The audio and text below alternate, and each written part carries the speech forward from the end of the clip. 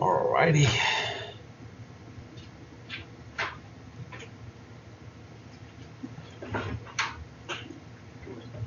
Let me see if I can. Last week I pretty much recorded that pinboard there, so let me see if I can adjust this a bit. Here we go.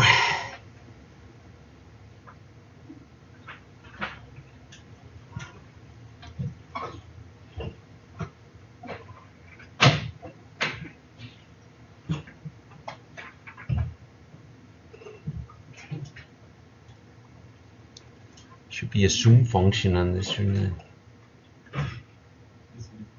Here we go. Very good. Alrighty. I think that's all running anyway, so that's all good.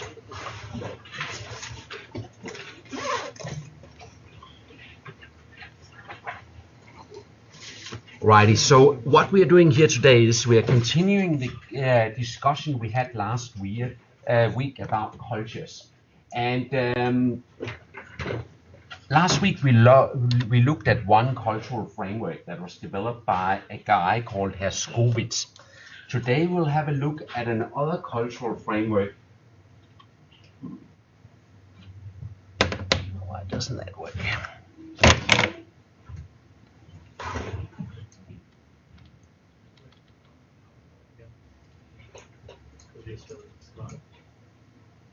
Oh, there we go. Thanks for that. Fantastic. So we are continuing basically thanks for that. The discussion about culture and how that will influence later your marketing strategies. Next week we'll talk about economics and how that will influence your marketing strategies. So, Hofstede developed a beautiful framework where he has basically done all the work for you.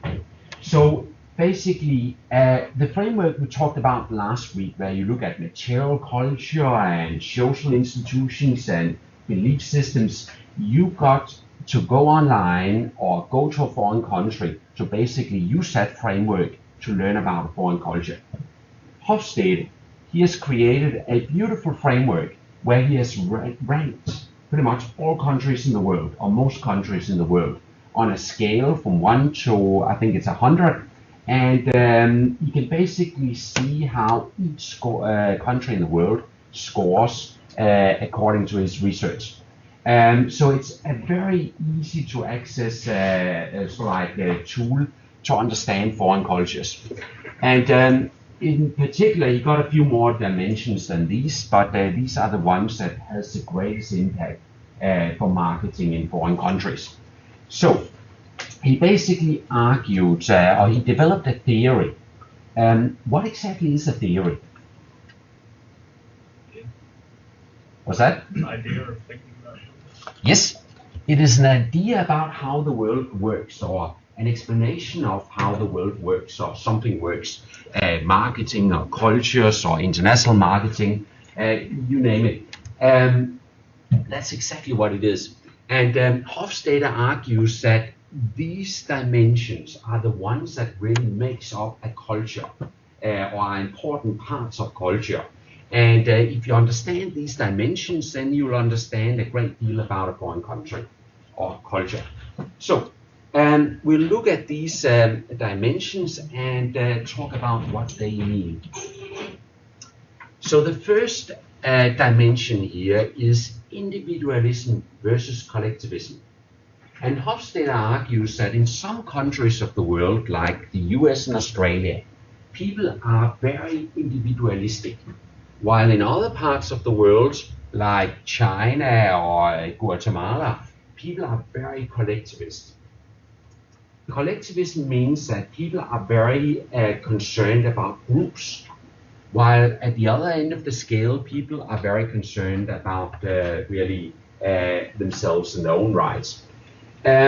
So, for example, in Laos is not on this scale, but Laos would be right down there at the collectivist end of the scale. when I visited my brother and his resort in Laos, I was puzzled by the fact that he had probably 6 cleaning people. They worked as a team, and they would go from bungalow to bungalow and clean one bungalow at a time. In Australia or in Denmark, where my brother is from, you would have different people go to different bungalows and have one person clean one each or something like that. But in Laos, they seem to clean as a team. Why is that? They want to help each other and like to make it quicker or something. Yes, I doubt it's quicker, but in Laos it'll probably be quicker because if you don't allow them to work in a group, nothing much will get done. In Australia, you would never operate like that because Australia is individualistic, and here it's perfectly fine to work on your own. But in Laos, people want to be part of the group. They want to do things in group settings. The group is very important. So, how could that influence marketing? How would you market a pair of Nike sneakers in the US versus China? What messages would you want to send out? In the US, you would argue that it's unique and it's one of a kind, but in Yeah. China, you would say it's what everybody else. Exactly. It's what everyone has, or it will make you part of a group, or you can belong to this group. And that's exactly what you would argue. People strive towards being unique and be independent in Australia and the United States, while people want to belong at the other end of the scale. And that will greatly influence how you market a product. So if you want to sell wine in say China, you would probably want to communicate that this is something you drink in social settings with your friends or with whatever groups that you may belong to. While in Australia, wine is something you might enjoy at home by yourself. It's different messages that you would want to send out. Japan is a fairly collectivist country, and they got a saying that the nail that sticks up gets hammered down. And that's sort of like as a metaphor of society, like don't try and stick out too much because you will be hammered back in your place. Collectivism is strong in Japan. Now, if you go, have you been to Kangaroo Island? Yeah, it's a wonderful place to go, isn't it? Last time I went there, we went out to Remarkable Rocks, and it was quite interesting. Out at Remarkable Rocks, there was a bus full of Korean tourists that arrived. And South Korea is very collectivist. I haven't picked it for this particular slide, but if you go online and look at the Hofstede website, you'll see that it's a very collectivist country. And when that bus arrived, all the tourists came out of the bus and they walked in a group, closely together. They all wore the same caps. They all wore the same clothes, pretty much. And they walked as a group out towards the Remarkable Rocks. At some stage, they stopped to take photos, and they all did the same movements. They all took their caps off at the same time to make the photos perfect. They all worked as a group. Now, what does it look like if there's a bus of American tourists stopping at the Remarkable Rocks? How do they behave?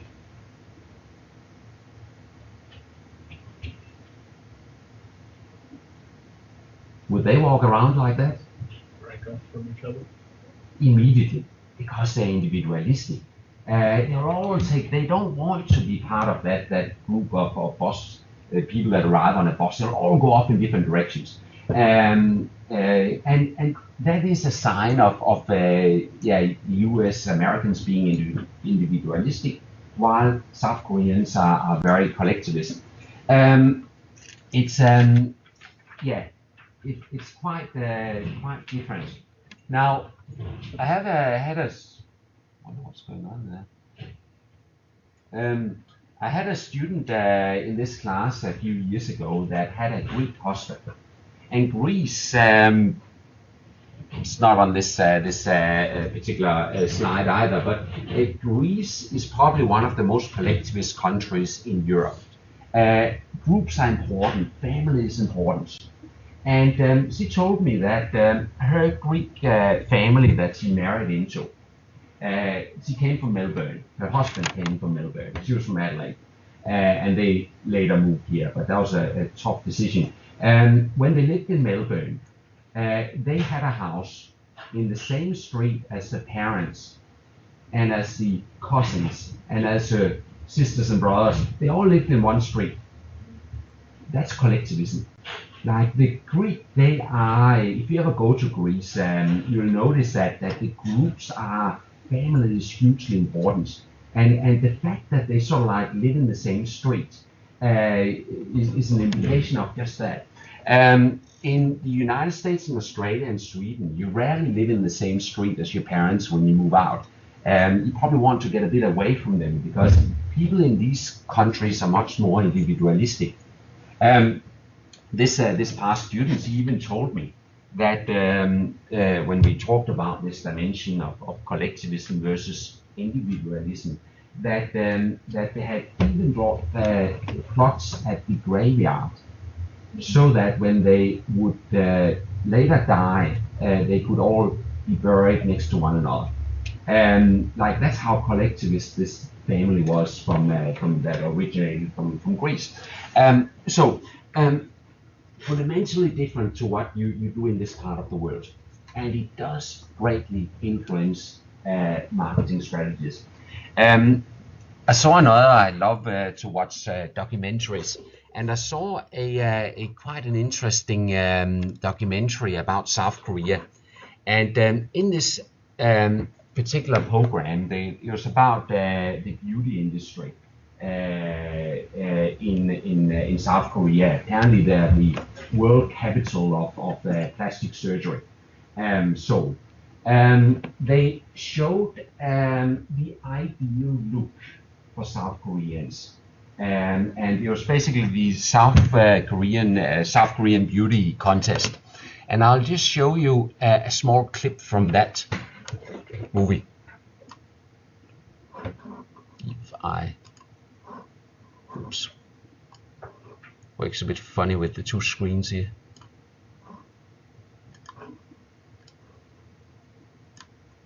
Oops.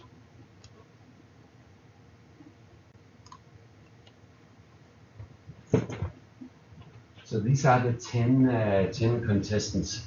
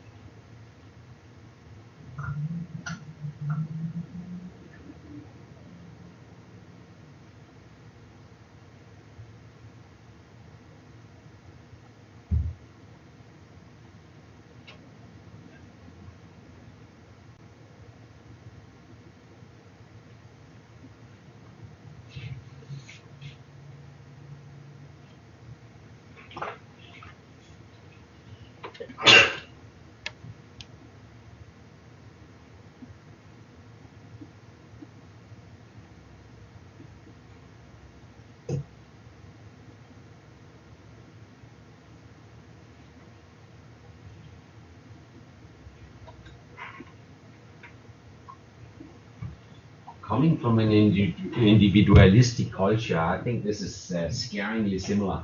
But there's a South Korean ideal of beauty, and they all strive to look exactly like that ideal. A lot of them most likely would have had plastic surgery to look even more like that.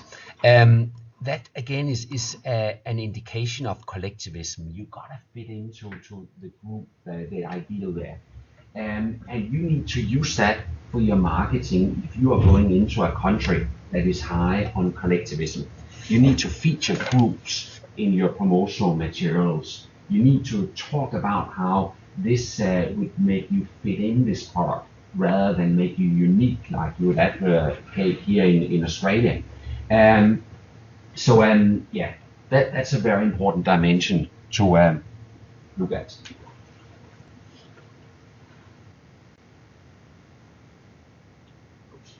Need to click on this one, didn't I? Right. The next dimension that Hofstede identified is power distance. He argues that in some countries there's a lot of difference between people high up in society and people at the bottom of society.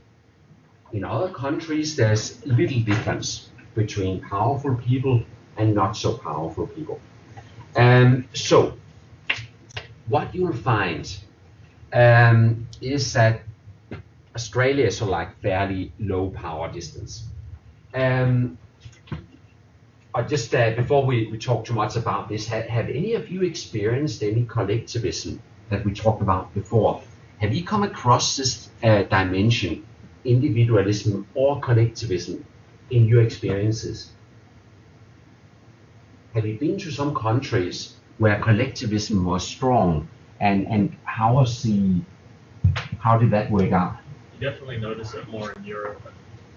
I just got back from Lebanon as well. It's kind of similar to Europe there. Yeah. So definitely more than Australia, but probably not as much as some of the Asian countries there.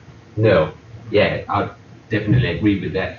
All around the Mediterranean, whether you are on the southern or the northern side, families are very strong.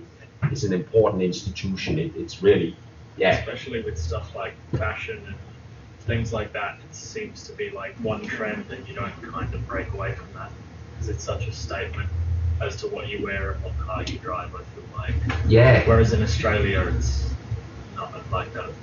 It's much more blended, isn't it? Yeah. If you see the Australian beauty contest, there'll be all sorts of different looking women in that contest. In South Korea, they all look pretty much the same. Yeah. It was hard to tell one from the other almost. Definitely. Good example. What about Brazil? Is that a bit like Australia? I think Brazil depends on where you live. Some people are more individualistic, some people are more collectivist. Yeah. But definitely it's more collectivist. Yeah, more than Australia. I think so. Yeah. Families are always together. They like to live close to each other as well. Yeah. And they are always talking with each other. Yeah. Doing parties together. Yes. Together. Yeah. Keeping in mind, when we are looking at cultures, there's no right or no wrong, right? It's just the way things are. But coming from a very individualistic culture like Denmark would be pretty much the same as Sweden, I sort of like always looked at the more family-oriented cultures and that's quite nice. I thought like the importance of the family and that collectivism. It sort of is a beautiful trait. I think they got some awesome traditions in Italy with their families and how that operates. There's no right or wrong. It's just how things are. Good. So power distance. What I started to talk about there is that in some countries there's a very big difference between powerful people in society and not so powerful people in society. In other societies, everyone is a lot more equal. So, for example, in a work setting, if you go into a Malaysian company, chances are that the boss at the top would never mingle with the people at the floor of the factory. While in Denmark or Austria, the top boss will roll up his sleeves and go on the factory floor and help out if they're busy. It's a lot more, there's not such clear levels in society in this part of the world as there is in that part of the world. Now India is not on this. I didn't plot India on here, but India is also a very heretical society. And India, even though it has been banned, there traditionally at least have been a caste system where you're born into a certain caste in society. And if you are born into a lower caste, well, that's your position in society, and that's, too bad. If you're born into a higher caste, well, you are really destined to enter politics or get a really good job. So I guess the belief in that caste system is that during a lifetime, you will build up either good or bad karma. And if you build up a lot of good karma, you can climb the ranks of the caste system. Is that correct? I don't know, but I don't think so. It can go. Not in your next lifetime? Uh, What do you say? That's what we believe in India. Yeah. So even though the caste system is sort of banned, it's still a bit of the culture, isn't it? Yeah. Yeah. And that creates like that part of the culture creates more hierarchy in society. In a place like Malaysia or Guatemala, if you look at Guatemala, if you wanted to export wine to Guatemala, chances are that you will find that on average people don't have all that much money in Guatemala. And if you just purely look at economics, it wouldn't look like a good wine exporting country. But because you know, based on this dimension, that there's a lot of inequalities in Guatemalan society, you will probably find quite a few people in Guatemala that can afford all the best of the things the world has to offer. While there'll be a lot of people there also that can't afford very much. There's a lot of inequalities in that society. So that is partly what you might conclude from this analysis. In South Korea, there was many years back, the South Korean Airlines, the national airline in South Korea, had a number of accidents. And the worst of the accidents was when one of their passenger jets went off route and flew over Soviet airspace. Now, after it flew over Soviet airspace, there was a Cold War going on at the time, like between the United States on one side and Russia on the other, and South Korea was aligned to the United States. When the South Korean passenger jet flew over Soviet airspace, it got shut down, and all the people inside it got killed in the incident. Now, South Korean Airlines were questioning, or management at South Korean Airlines were questioning why it could be that such a mistake could happen. And it wasn't the only mistake. There was other mistakes too that happened there. They looked at airlines like Qantas that has never lost a passenger. Qantas is one of the safest airlines in the world. They tend not to crash their planes. And South Korean Airlines were wondering, how can it be Qantas is so safe when we have too many mistakes? And they reached the conclusion, after analyzing the problem, that in the cockpit in Australia, you have a main pilot, and then you have some co-pilots, depending on how big the plane is. You might have a number of people in the cockpit. But in South Korea, you would not really tell your boss he's wrong. Communication mainly goes from the top down. It is very dangerous in a high power distance country to tell the people, your boss, that he is wrong or she is wrong. You just don't do that. And that was actually part of the reason why South Korean Airlines had a number of problems. Because even if the co-pilots suspected that something was not being done right, they were very reluctant to speak up about it. And what do you think the solution was? Like in Australia, if in a Qantas plane, the captain does something wrong, the co-pilot will immediately speak up.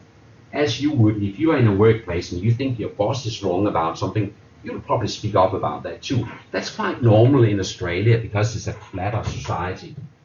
So what could South Korean Airlines do about that cultural trait, that there was a reluctance to speak up to the boss when they thought that he or she was doing something wrong? She's far more superior. That's what they'd be thinking, and much more experienced. Yeah.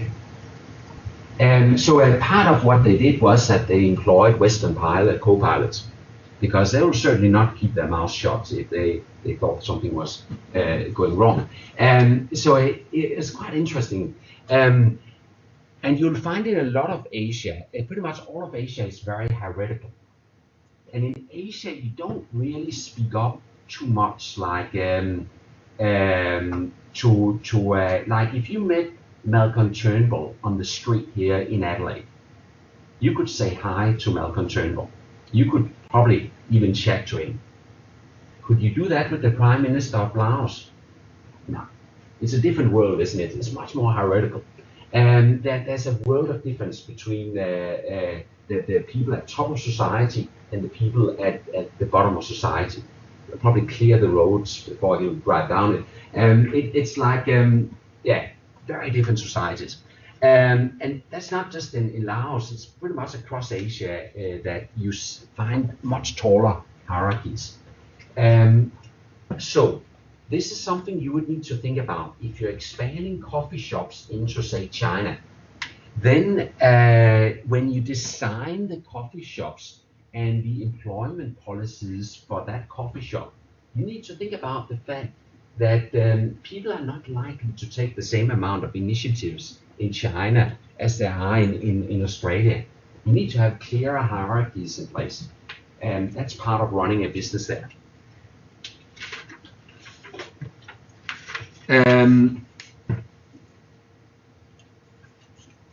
Now, North Korea is probably one of the Home Depot in China.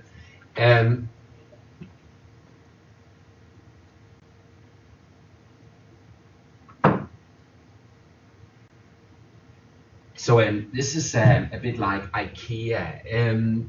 Basically, people in Asia often question why they should do things themselves, because in a tall hierarchy country, in a country with a lot of hierarchy, people that can afford Western-style products will question why they should really do things themselves.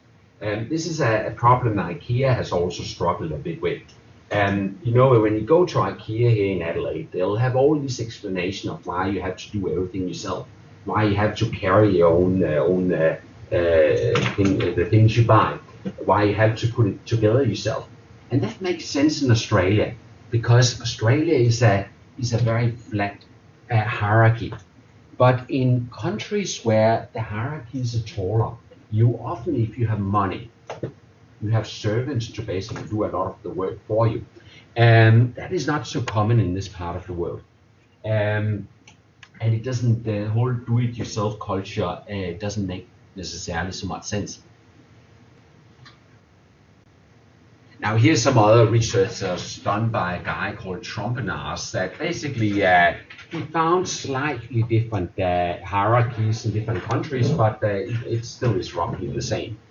So Australia, Denmark, and the United States are some of the lowest hierarchy countries, while Turkey, Pakistan, and China are some of the tallest. So,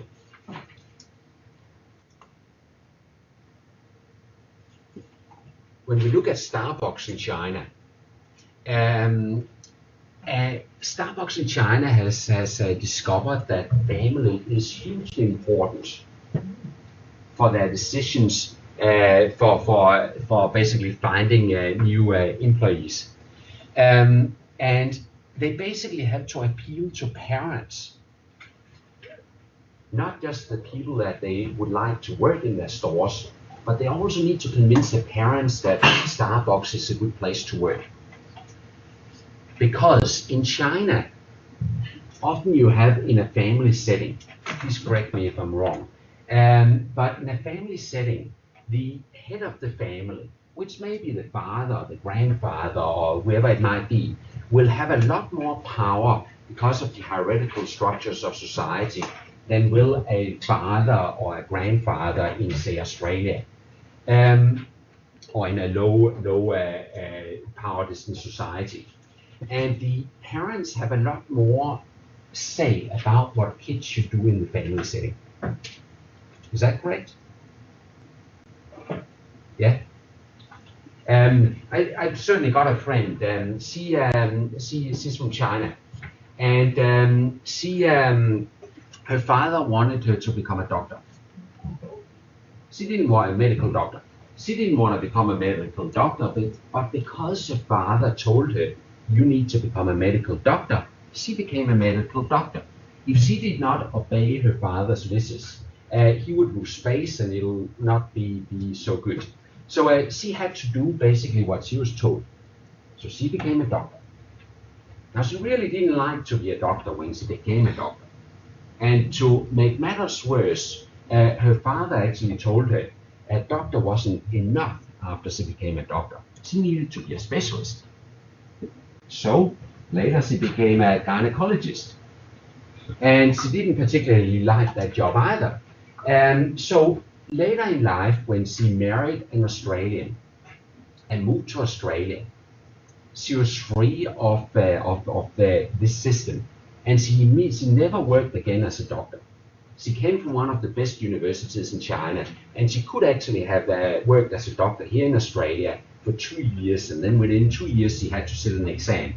And doctors make very good money in Australia, but she didn't want to be a doctor.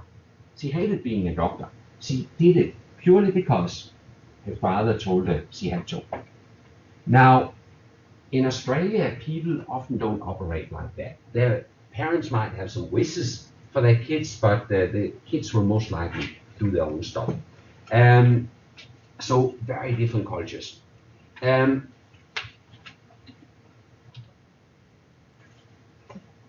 North Korea is probably one of the most hierarchical societies in society, and yeah, have a read of this society.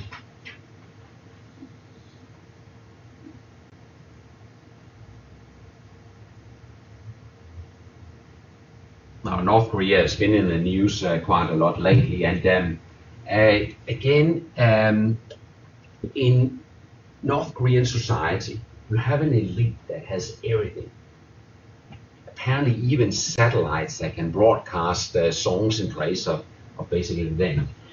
Now, in a country where people are starving to death, it doesn't seem to make any sense for people from low power distance countries. But in their society, I guess things are different.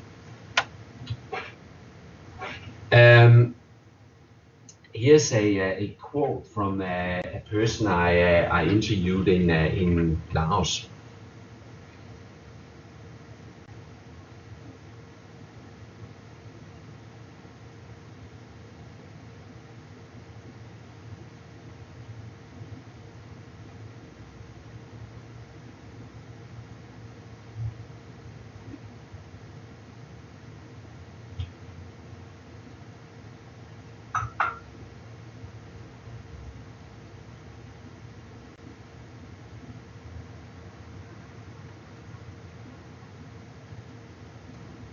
So, power distance matters a lot if you're planning to set something physically up in a foreign country. If you're gonna manage staff, you need to think carefully about how power distance will influence how things should be managed. And if you're sending Australian managers to the foreign country, then think about, you need to explain them how things are different in China, because they probably wouldn't know. It also matters if you are doing negotiations in a foreign country. If you want to set up distribution channels in a nation country, then you might be well advised not to actually send someone with a certain amount of power from your own company to Asia to do the negotiations. So here in Australia, because it's a very low power distance country, it doesn't really matter who you are. If you are good at your job, you could basically get a very young person to do negotiations for your business. You often see in Silicon Valley like very young people that are multi-billionaires and that can get things done. You don't see that quite as much in high power distance countries because age is one of the things that gives you prestige, that gives you power. And if you want to do serious negotiations with a foreign company in a foreign country that has high power distance, you might be well advised to think a little bit about sending maybe a senior manager there to do at least initial negotiations. Now, here's another example of high versus low power distance countries. Thailand is a very high power distance country, and Denmark is one of the lowest in the world. That's the Danish crown prince. He's taking his kids to school himself on a bicycle. That's his Australian wife, Princess Mary. They're looking after their own kids. They're just almost a normal family, in a very low power distance country. You can see the power distance here. This guy is cut above the rest, isn't he? He's dead now, but yeah. Some very stark differences in societies in regards to power distance. When we finish this class, you can try and look up your own countries if you're from another country and just see how they score and rate against Australia. If you plan to go to a foreign country for a holiday, try and look them up on Hofstede's framework and just check out what some of the differences might be. It's quite interesting to know before you go there. You're much better prepared if you do. Another dimension that Hofstede identified is uncertainty avoidance. And he basically argues that some countries do not like uncertainty. Greece, Guatemala, Japan. While other countries are very comfortable with uncertainty, like Singapore, Sweden, and China. Australians are not too adverse to uncertainty either. So, in Japan, that is a high uncertainty avoidance country. They have for years and years had a system, an employment system of lifelong employment. Basically, you get a job at Toyota and you stay at Toyota for the rest of your life. That gives them that certainty that their culture, the people in that culture desires. And you'll often find that in this part of the world, people don't like too many changes. They don't like too much uncertainty, basically. And that is probably why Greece, one of the reasons why Greece, they entered a very dire economic crisis in 2008 during the global financial crisis.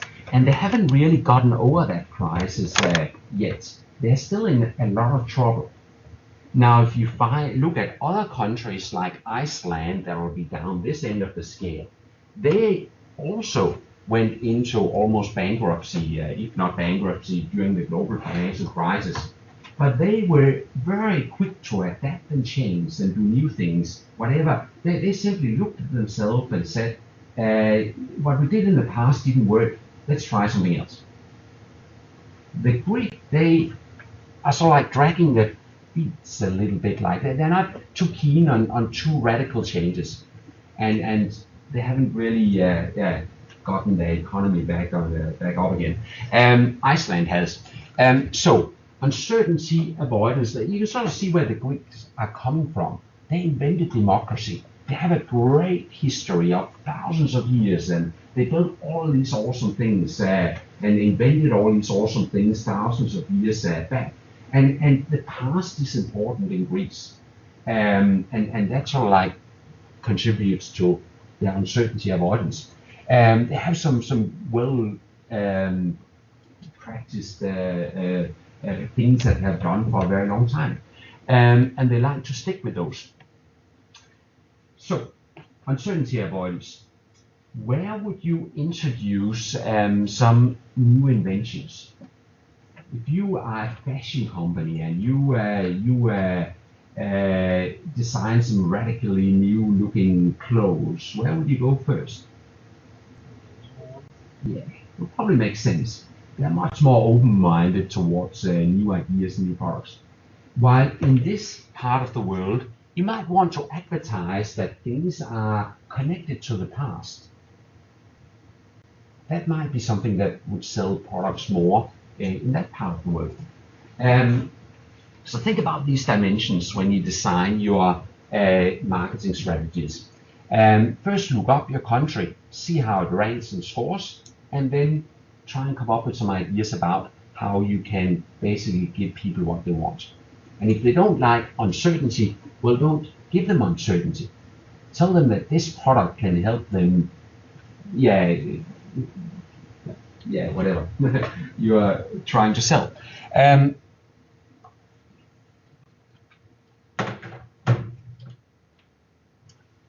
Now, the last dimension here, together with collectivism versus individualism, are probably the two dimensions that are the most important for international marketing. So basically, in some countries, there's a lot of masculinity. In other countries, there's a lot of femininity. So masculine values rules countries like Japan and Austria, while feminine values rules parts of places like Scandinavia. What is meant by that is masculine values, when we look at marketing, is about material possessions. It is about achievement. It is about money. At least when we talk marketing and business. Feminine cultures is much more about sharing and caring. And it's about safety. If you look at cars, Volvo, the Swedish car brand, was the first car brand in the world to really care about safety. Because that's really important to the Swedes, because they're very feminine culture, very feminine values. So here we are not talking about men or female in society, we are talking about everyone in society.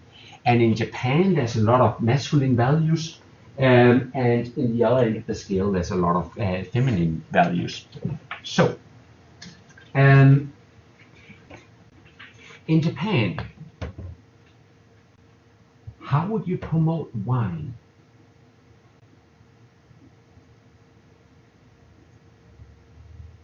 How could this influence how you'll promote wine in either end of the scale or some other items?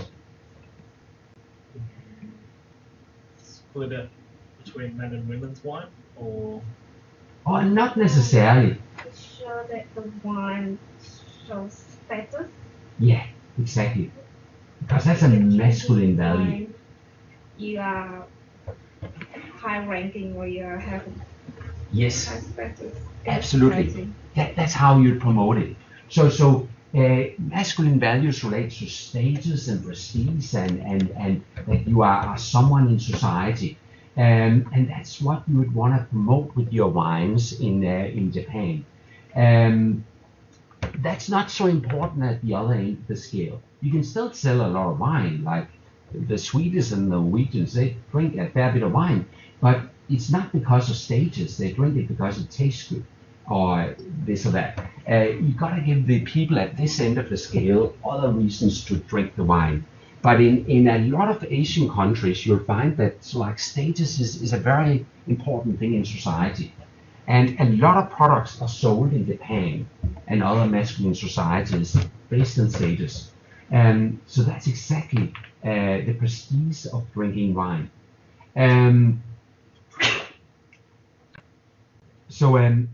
It's quite interesting.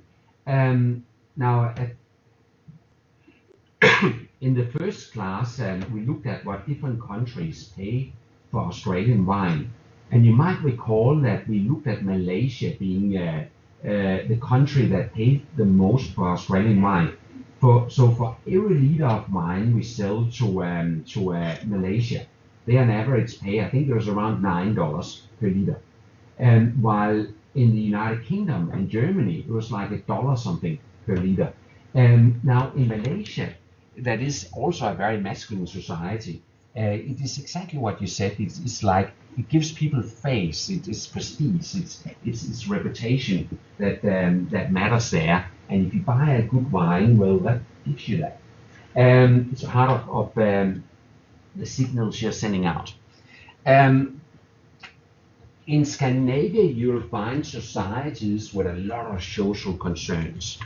In Sweden, you get 2 years maternity leave when you have a baby, to be shared between the man and the woman. Because another part of feminine cultures is that there are no clear lines between a man and a woman. Things like maternity leave is to be shared. In this part of the world, you often find clear roles between what a man does and what a woman does. So a woman might be a nurse and a man might be an engineer. But this is a lot more blurred at this end of the scale. It doesn't really matter whether you're a man or a woman. It's all mixed.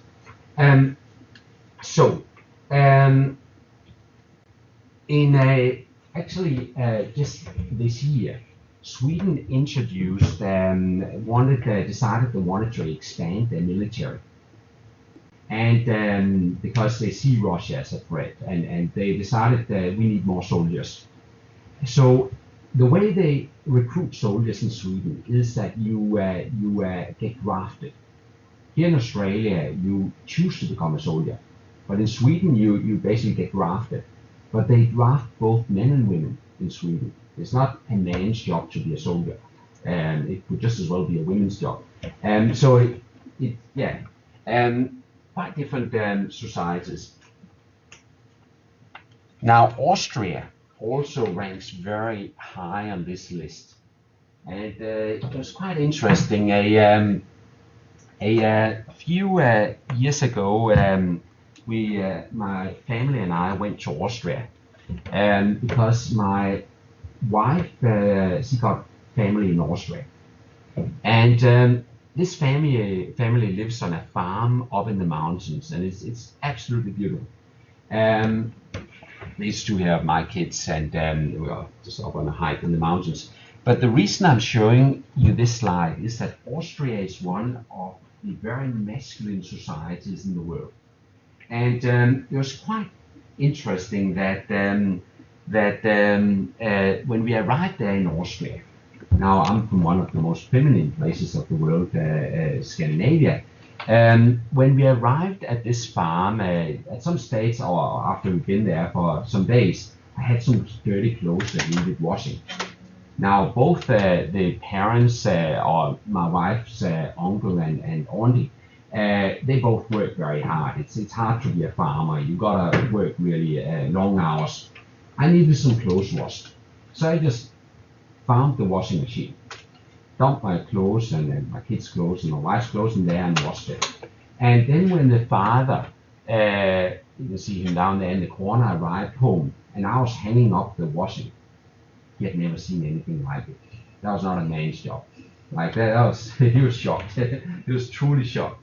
When he arrives home from work, he would sit in the kitchen and wait for his wife to come home to make him some food. Like he doesn't make his own food.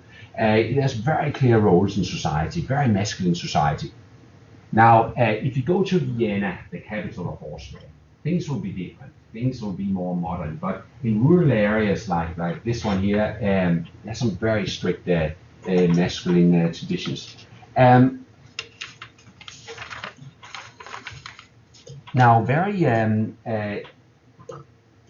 part of this feminine part of, or part of the feminine cultures of Scandinavia, where it's all about like sharing and caring and looking after. There's this very funny law. It's actually just a norm, but have a read through.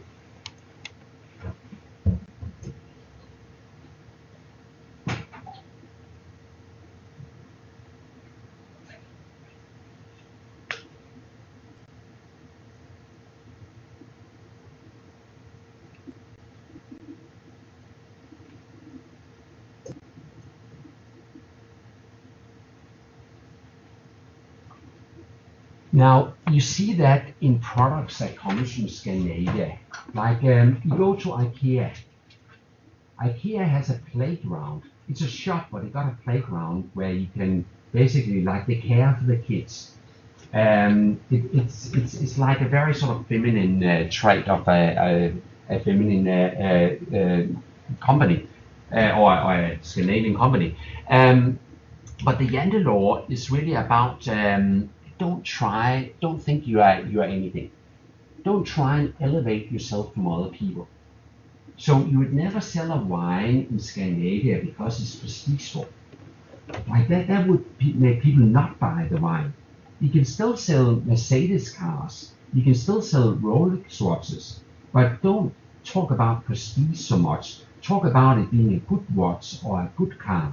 As a matter of fact, most of the taxis in say Denmark are Mercedeses. So they buy them because they're very durable and good cars and safe cars.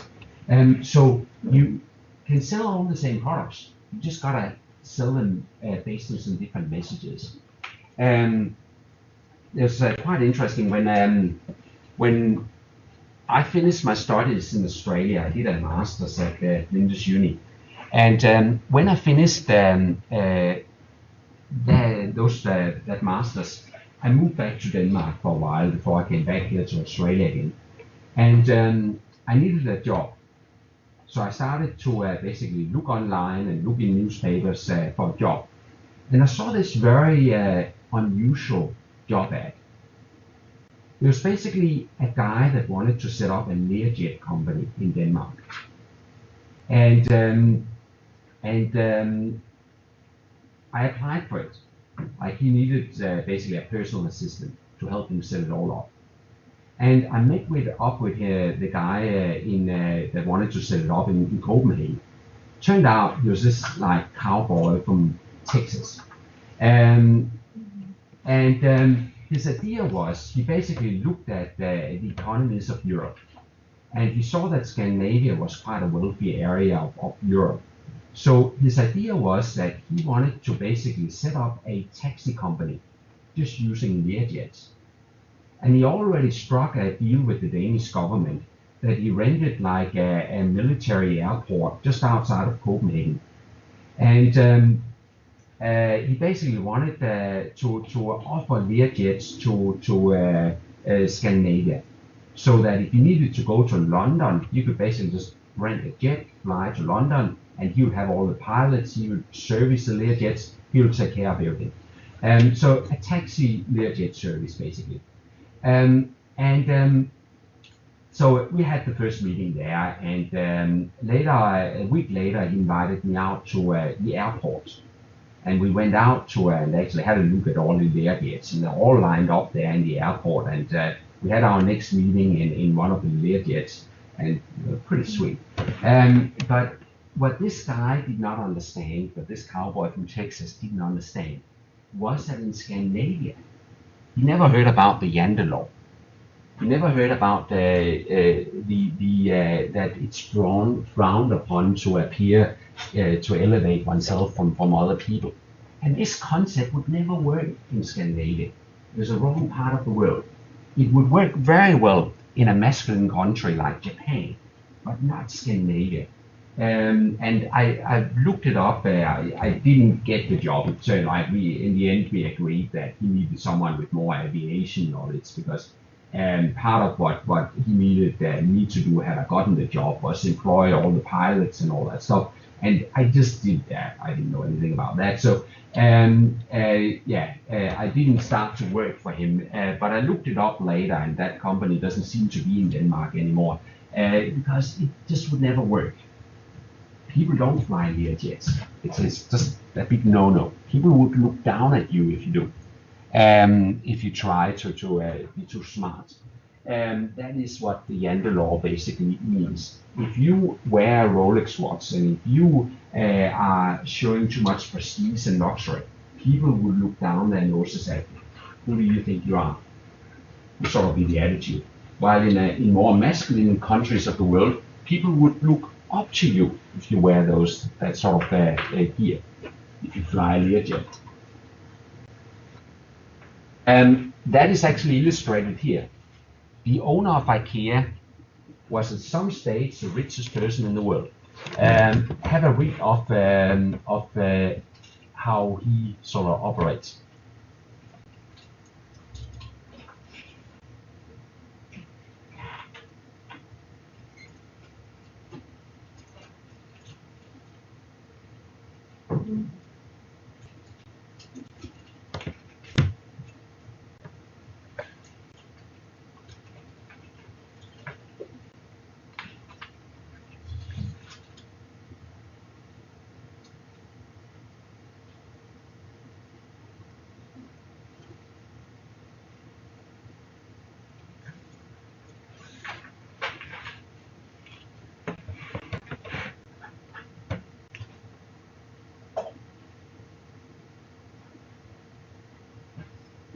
So if anyone could have thought to fly with that Learjet company I just told you about, it will be people like him.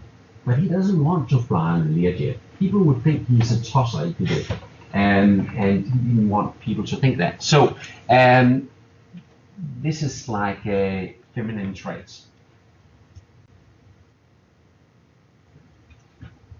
Now in China is much more masculine. And here's an interesting, we'll have a break very shortly, but have a read through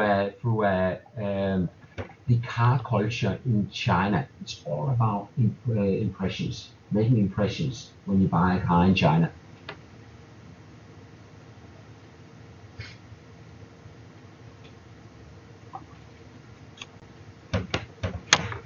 So China is now the biggest car market in the world, so you need to be there if you're a car company. But people buy cars for very different reasons.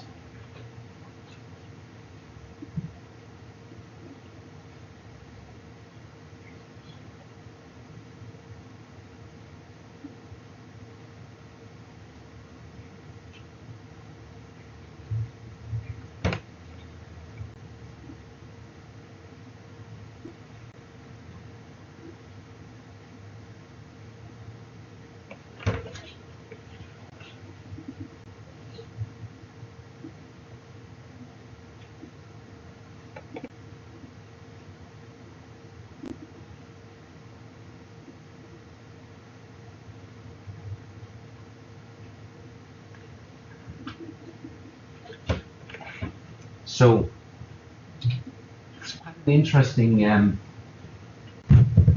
culture, isn't it?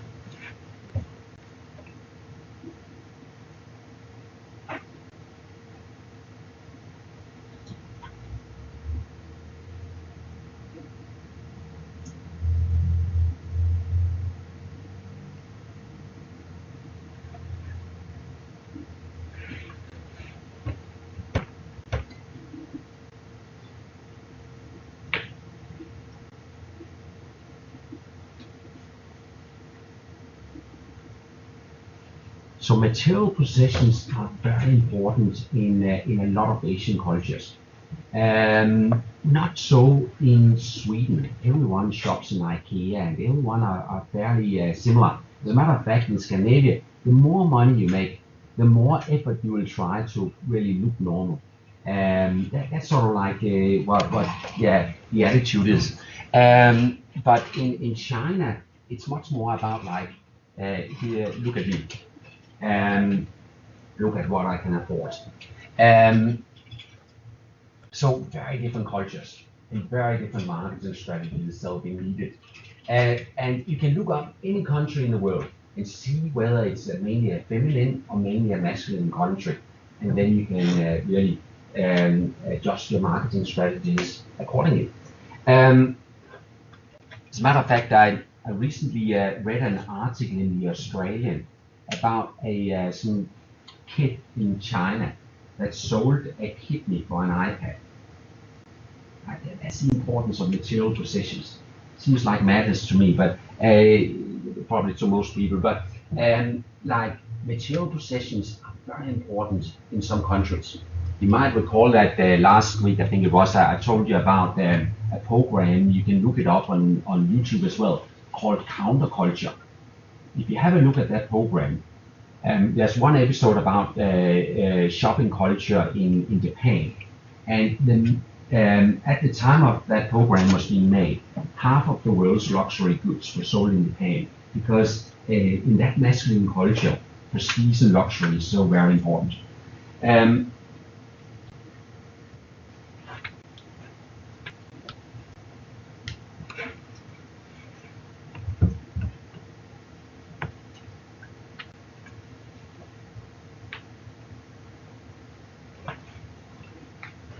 So now this would never sell in Sweden. Just yeah. 24 karat gold plated car. So keep in mind we are talking about I guess we're talking about averages. So there'll always be subcultures in any country, especially in a multicultural society like Australia, and there'll always be differences within a society. But on average, this is like that's basically what we are talking about. One last thing before we have a break. I'll just show you a short video from another sort of very masculine part of the world.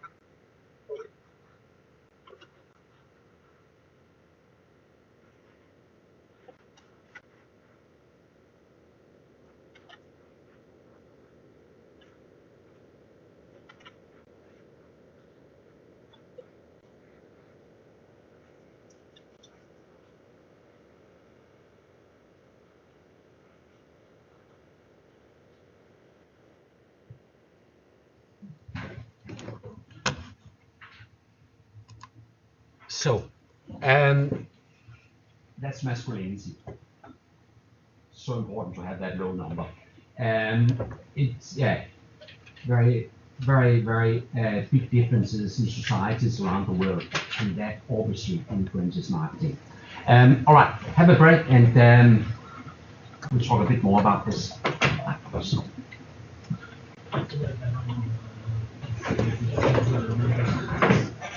Because you cannot decide. I like to